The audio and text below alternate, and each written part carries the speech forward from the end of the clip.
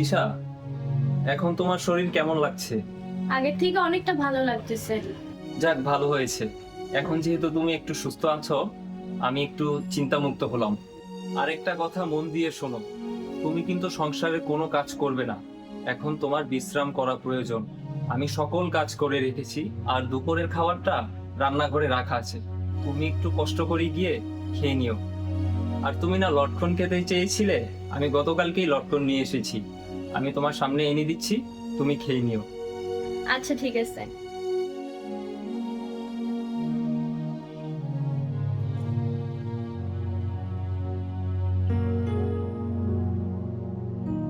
এই যে, এই নাও, এগুলো বসে বসে খাও। আমি অফিস গেলাম, কেমন?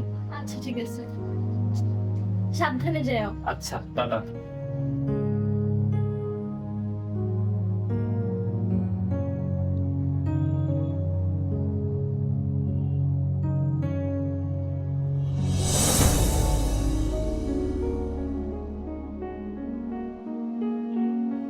কি ব্যাপার, তুমি শুয়ে আছো? হ্যাঁ তুমি খাওয়া দাওয়া করেছো? হ্যাঁ করছি, তুমি ফ্রেশ হয়ে খাবার খেয়ে নাও। আচ্ছা ঠিক আছে।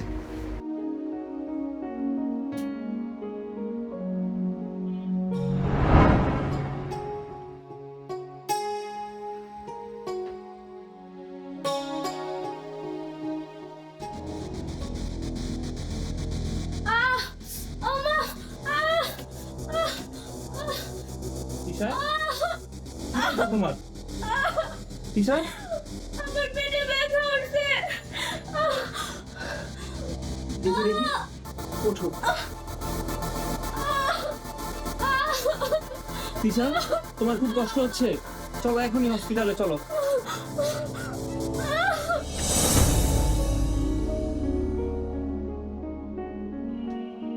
তিশা, আমি অফিসে গেলাম, তুমি বাবুর খেয়াল রেখো। আচ্ছা ঠিক আছে, সাবধানে যাও। আচ্ছা।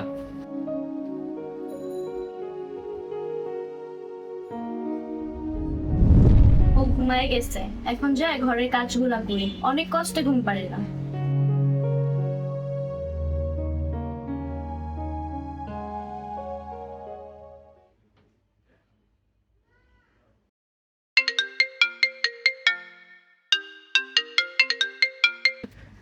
হ্যালো।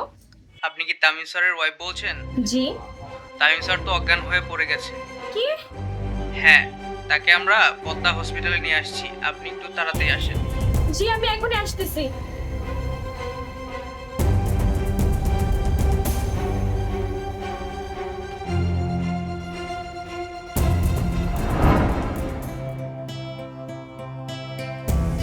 ডাক্তার সাহেব, আমার হাজবেন্ডের এখন কি অবস্থা?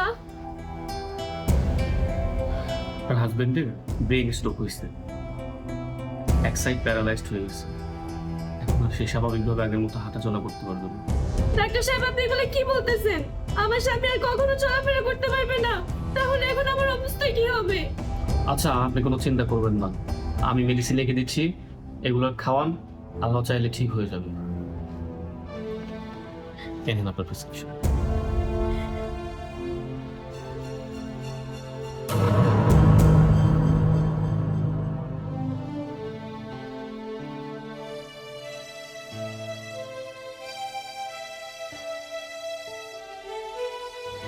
বাবুকে শোয়াই দিলাম, বাবু ঘুমায় গেছে।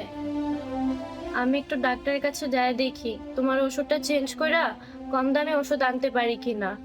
আর বাবু উঠে গেলে ওইখানে দুধ রাখা আছে, এই দুধটা তুমি একটু খাওয়ানোর চেষ্টা করো। আমি তাহলে যাই। আচ্ছা ঠিক আছে, তুমি সাবধানে যাও।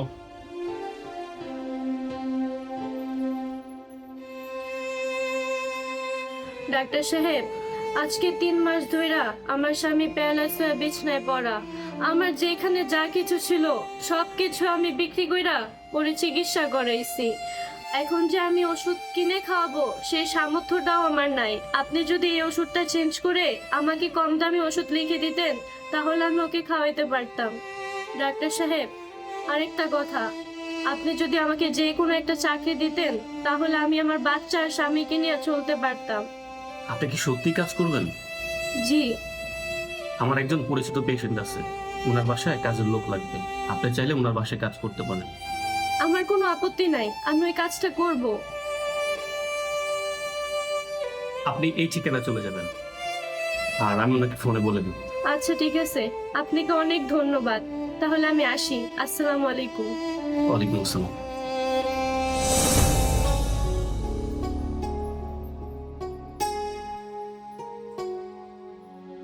হাই, তুমি ঘুমায় গেছো? খাবার খাবা না? বাবু কি আর উঠছিল? না, বাবু আর ওঠে নাই। আচ্ছা, আমি তোকে খাবার খাওয়াই দিতেছি। আচ্ছা।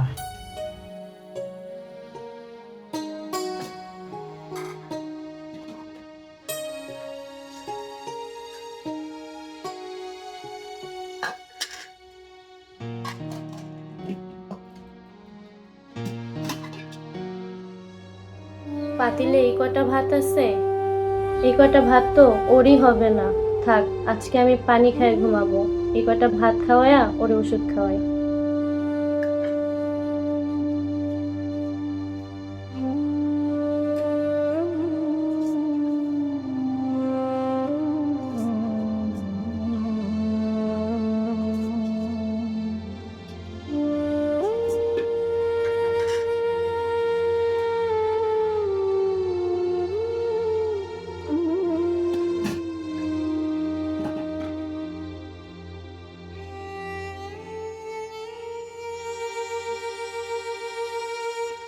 জানো, ডাক্তার সাহেবে আমাকে একটা কাজের ব্যবস্থা করে দিছে।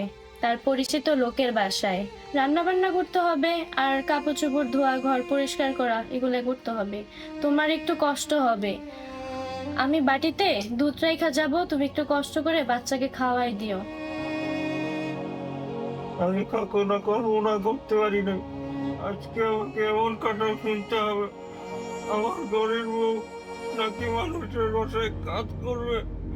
এসব দৃশ্য দেখা দেখে আমার মরণ কেন হলো না? আরে, তুমি কান্না করতেছো কেন? আমি বাসায় তো এমনিও রান্না করি, ওইখানেও রান্না করব। আর আল্লাহ আমাকে যেভাবে রাখছে আমি ওইভাবেই অনেক খুশি। তুমি কান্না করো না। নাও, খায়া নাও।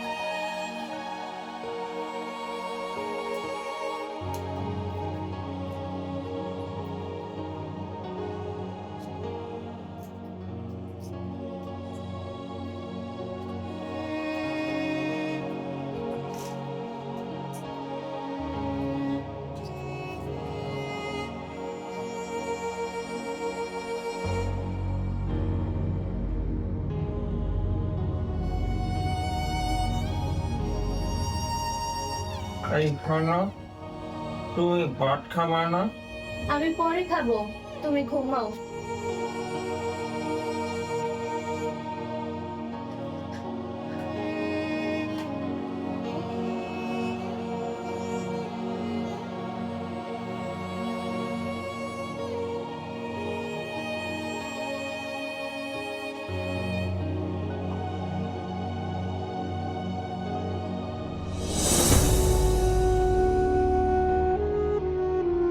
এই তোমার কি বেশি খারাপ লাগতেছে? হ্যাঁ, একটু খারাপ লাগতেছে। তুমি তো শুনছো ব্যবসার কাজে জরুরিভাবে আমার একটু দুবাই যাওয়া লাগতেছে। তোমার চিকিৎসার জন্য সিঙ্গাপুরের ভিসা, মেডিকেলের কাগজপত্র, টিকিট সবকিছু আমি এই ফাইলের ভিতরে গুছাইয়ে দিছি। পুরো আরে $5,000 আছে, 5 লাখ টাকা আছে। এগুলো নিয়ে আগামী সপ্তাহে তুমি সাবধানে যাইও। আমি দুবাইয়ের কাজ শেষ করে সিঙ্গাপুরে চলে আসবো। আচ্ছা ঠিক আছে, তুমি সাবধানে যেও। আচ্ছা ঠিক আছে, তুমিও সাবধানে যাইও। আচ্ছা।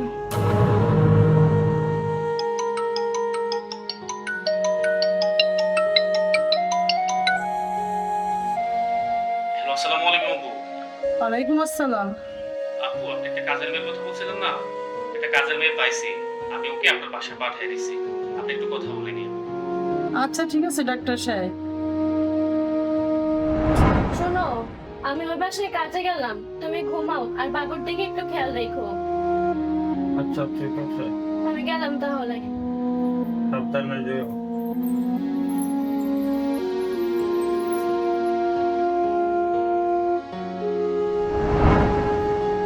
আসসালামু আলাইকুম ম্যাডাম। ওয়ালাইকুম আসসালাম। ডাক্তার সাহেব আমাকে পাঠাইছে, আপনার নাকি কাজের মেয়ে লাগবে। ও হ্যাঁ, ডাক্তার সাহেব বলছে ফোন দিয়ে তোমার কথা। নাম কি তোমার? তৃষা। আগে কোথাও কাজ করছো? না ম্যাডাম। বাড়ির সব কাজ করতে পারো তো? হ্যাঁ ম্যাডাম, আমি বাসার সমস্ত কাজ করতে পারি। আচ্ছা ঠিক আছে, শোনো, আমার এখানে 2 বেলা খাবার পাবা আর 10,000 টাকা বেতন পাবা। বাড়ির সমস্ত কাজ কিন্তু তোমার করতে হবে, আমি কোনো কাজ করতে পারবো না। আচ্ছা ঠিক আছে ম্যাডাম। আচ্ছা ওদিকে রান্নাঘর যাও তুমি। দিশা, দিশা, জি ম্যাডাম। আমার 1 কাপ চা দে তো। আচ্ছা দিতেছি।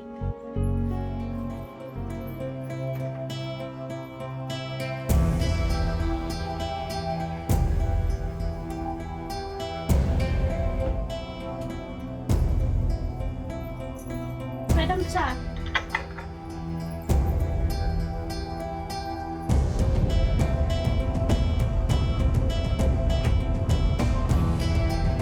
কি ব্যাপার, ও বারবার এত ওয়াশরুমে যায় কেন? ও কি কোনো কিছু চুরি করে খায় না কিছু চুরি করে? ও তো জিজ্ঞেস করতে হবে। আসুক ভাই।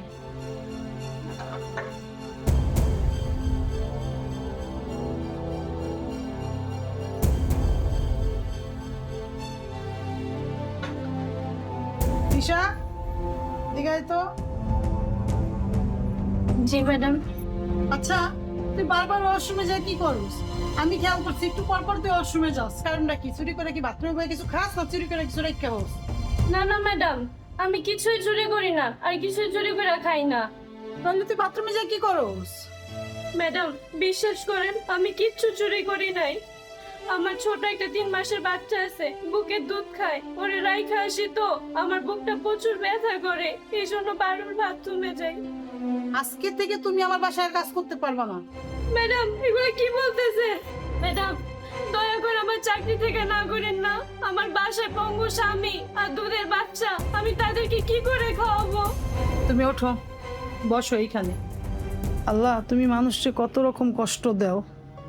এই দুধের বাচ্চারাই খেয়ে মেয়েটা কাজ করে, ওর একটা যন্ত্রণা। আমার ক্যান্সার হয়েছে, আমার একটা যন্ত্রণা, কিন্তু আমার কষ্ট থেকে আমার মনে হয় ওর কষ্টটা বেশি। আমি চিকিৎসা করাম না, আমার চিকিৎসার টাকাটা ওরে দিয়ে দিই। শোনো, তুমি এখানে বসো, আমি একটু আসতেছি।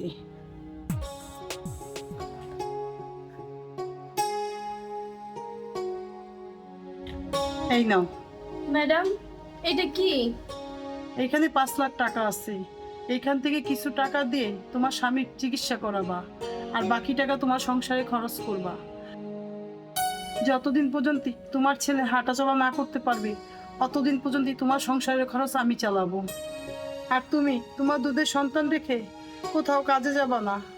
ম্যাডাম সত্যি আপনি মানুষ না, আপনি একজন ফেরেশতা। আমি দোয়া করি আল্লাহ আপনার ভালো রাখুক। তাহলে আজকে আমি যাই, আসসালামু আলাইকুম।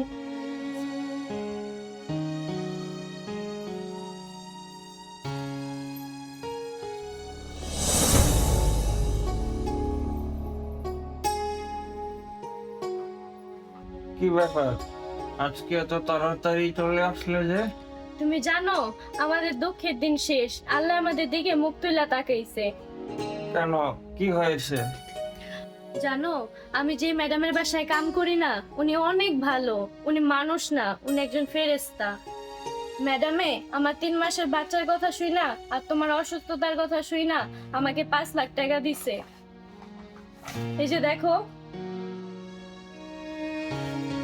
আর কি বলছে জানো, যে পর্যন্ত আমার বাচ্চা না বড় হইব ওই পর্যন্ত ম্যাডামে আমাদের খরচ চালাইবো। তুমি ঠিক কথাই বলেছ। আমি বলেছিলাম না, যার কেউ নাই তার আল্লাহ আছে। আল্লাহ এতদিনে আমাদের দিকে চোখ তুলে তাকিয়েছেন।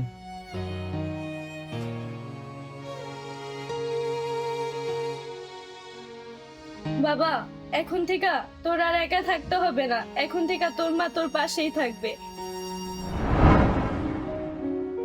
আপু আসসালামু আলাইকুম। ওয়ালাইকুম আসসালাম। ডাক্তার সাহেব, আপনি? আপু, আপনার জন্য একটা সুসংবাদ আছে। কি বলেন? আমার জন্য সুখবর?